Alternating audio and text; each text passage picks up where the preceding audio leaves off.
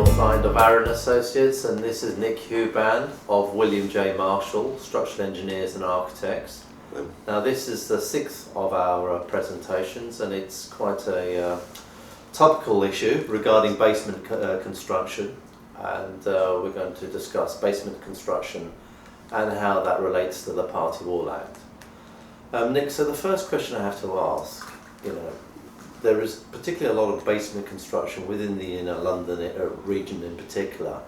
Why are people looking to do basement constructions? What is it that encourages people to do this form of development? I mean, it's obviously more economical to extend the ground level, but because of the size of the sites in London, because of possible planning restrictions, we've got conservation areas, etc.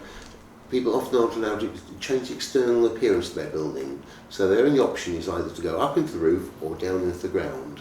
And the basement is where you've got the most opportunity for space, either a single-storey basement or in extreme cases multiple stories extending into the garden with pools, jacuzzis, cinemas, etc. Yes. There are many aspects. Now, it's deemed to be a very high risk, and it's quite a controversial subject area. I mean, there's been a lot of publicity about this in the press, and on the news you hear about it as well. Why is it deemed to be quite high risk, and what are the complexities behind basement constructions? In the simplest terms, to form a basement, you're essentially cutting a hole beneath the whole footprint of the building. When you look at it that way, you can see that what you're doing is quite dramatic and needs, frankly, considerable thought. These are not works that should be entered upon lightly. You need, first of all, a very careful engineering assessment of what you're going to do, how you're going to support the party walls in particular, which is where Neil comes in, and that can be difficult. There are a number of different alternatives. The simplest solution is simply to underpin the party walls on either side. Take concrete down the full width of the foundations down to below the level of your new foundation, and then build your new basement construction with concrete liner walls, waterproofing as necessary, and the inside of that. Now the difficulty of that is, whilst there's a high degree of certainty and minimising the risk, you've now lost space within your basement, and with a fairly narrow frontage of a London house, that can matter. So often the case is that you will put your new retaining wall for your basement directly beneath the party wall in reinforced concrete. And that's where, as Neil will explain, things get a lot more complicated. Yeah, so I should explain the reason why it is notifiable under the Party Wall Act, because we invariably, where you're looking at party structures, you're having to underpin those party structures, so that is notifiable under the Act. You're digging a hole underneath your house, that is adjacent excavation, Section 6 works under the Party Wall Act. But also as the old Victorian wall goes down below the ground, you're going to have like a brick corbel or some coursing to the bottom of the wall, which then bears on the soil. Yes. Now that coursing has to be cut back as well. Yes. So again, that's another notifiable aspect under the Party Wall Act. So the underpinning sequence, this is quite a key as well, part of the basement construction, and how thick should that underpinning be? Yes, that's very important, because it's a very much an archaic rule under the Party Wall Act, which basically says, look, if you want to build that in a nice thin wall, yes, which is basically the footprint of the wall itself, isn't it, as it comes down, extended downwards. The only way to do that is to do it as reinforcing, with reinforcing concrete by and large. There's no other way to keep it slender, is there? It is possible to keep the wall slender in mass concrete, because after all, the wall is only the upper wall extended downwards. If that wall works, the wall down below will also work. Right. But that's only in terms of vertical loads. It's also carrying all the pressure from the ground on the outside. Yes. So that wall, whilst you can provide now a barrier between you and the neighbour from the earth, holding the earth up on the far side, using that wall, it will in temporary condition need to be propped. Because it's not strong enough to resist the lateral loads, although it can resist the vertical loads. So it has the virtue that it can be taken down without invoking the archaic rules in the Act, and it can also not project onto the adjoining owner's side, except right at the base, so you don't compromise the adjoining owner's ability to build a basement. But what you do need is a lot of temporary works to hold this underpinning up, whilst you put your new concrete structure that is carrying the load in place. Okay. Not normally, and certainly the designs that I come across, the underpinning is carried out as a thin, slender, reinforced wall, which then ties in with the concrete slab, and that's deemed to be a special foundation. Yes, that's right. So, and that needs the consent of the adjoining owner for this special foundation to be put in place. It is, in engineering terms, the most efficient way of doing it. Yes. Because now this section wall is in two jobs. It's holding the soil back and it's carrying the vertical load from the structure over. So it's an efficient way of doing it, but it's a risky solution. It needs careful planning, the highest standards of workmanship. Because remember, you're casting a reinforced concrete wall here from one side. You're pouring your concrete in, you're placing a reinforcement. You're never going to be able to see what the concrete is like on the far side of the wall. So you need the highest standards to ensure the concrete is properly vibrated and compacted. You're constructing this wall over a section 1 metre wide, a series of reinforced concrete panels which all need to have reinforcement bent up at the sides, so that when you've finished this section and later on you excavate the next section, you can then pull your reinforcement down and link up with the new reinforcement here. So whatever you're doing, you're talking about quite a complicated It's a complicated operation. I mean, even the digging of the hole, the excavation of the ground underneath the property itself has to be very carefully handled. Yeah.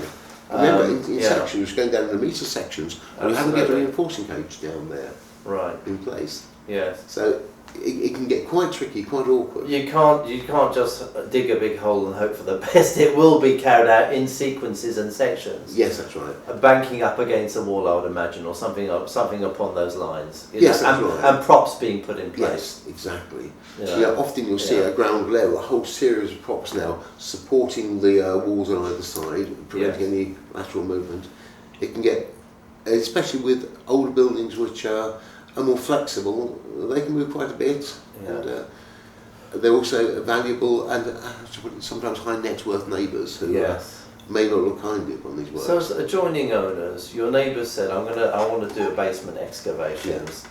Normally that it can result in a heightened concern.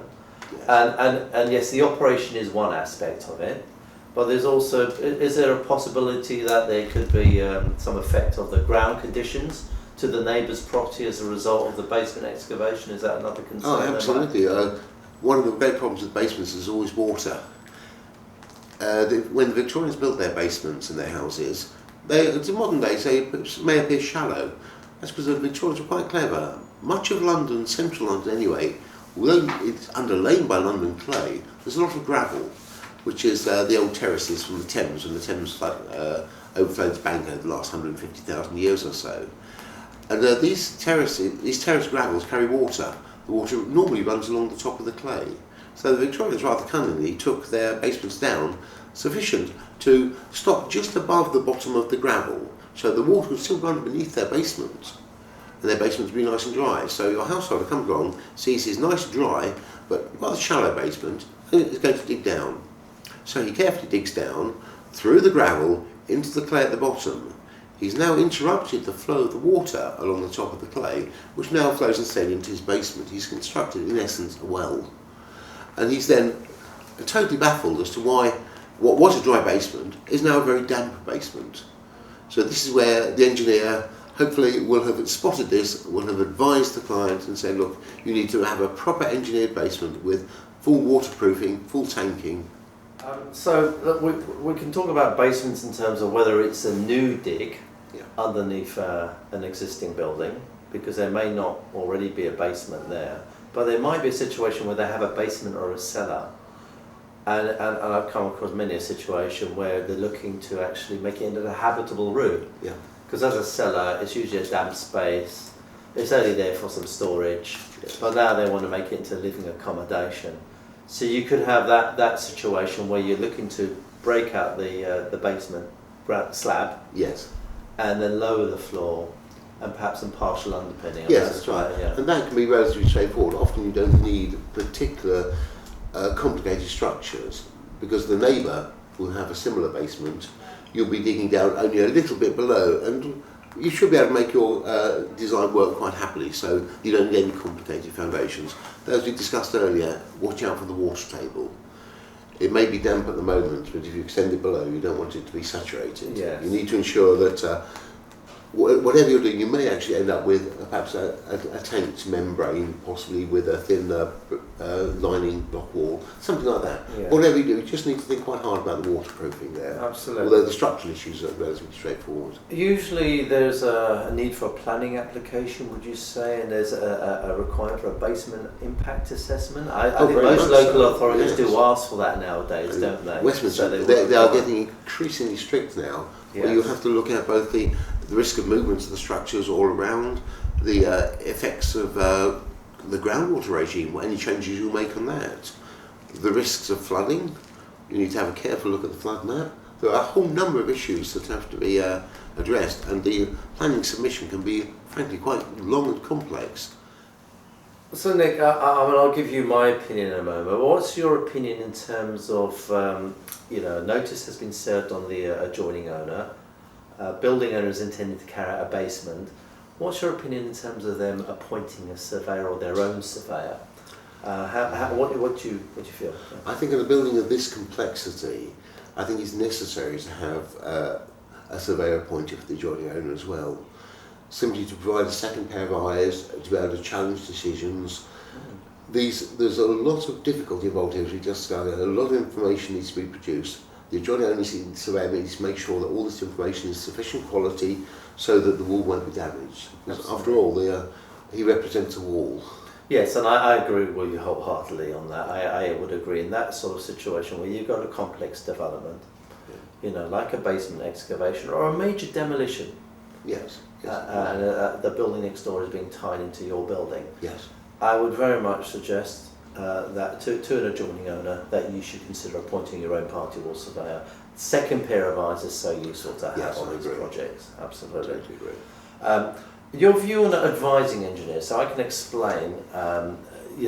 As an appointed adjoining owner surveyor, you're going to receive a lot of design information, structural calculations, and everything else from structural engineer acting on behalf of the building owner. Yes. Now, you're not suitably experienced or knowledgeable on the issues that might affect, that might come across from a basement excavation, and you might require further professional advice.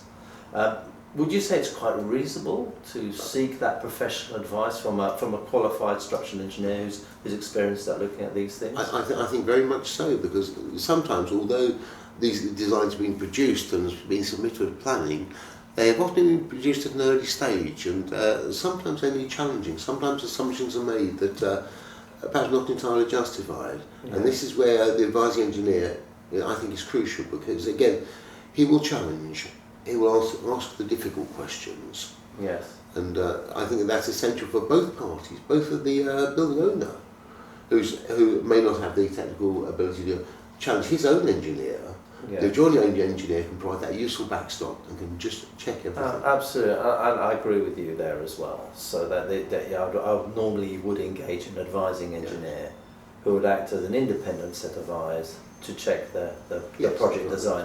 Often you find, because the project's being rushed through, all the temporary work design hasn't been put in place yet either. So the design engineer may have come up with the basic design principles of how they're going to put underpinning under the wall.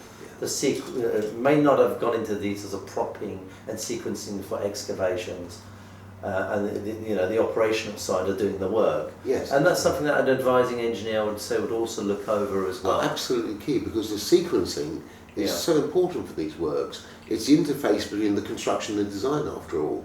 And this is so often, you see cases where perhaps basements have collapsed during construction, and that's because the temporary works haven't been properly thought through. They've crashed on with it without really thinking about how it's all going to work. And this is where the advising engineer will challenge, he'll pester, he'll ask for details. Okay, well, thank you for that, Nick, and that concludes this particular presentation. This has been a presentation by Aaron Associates, Chartered Surveyors and Property Consultants, in conjunction with William J. Marshall and Partners, Structural Engineers and Architects. As the building owner, please be aware that you will need to comply with all statutory regulations, including complying with Party Wall legislation, building regulation and planning requirements. I hope this presentation has been of value to you, and if you have any further issues regarding your building project, or if you are a neighbour that might be affected by building works which your neighbour is intending to undertake, please do not hesitate to contact us. Thank you.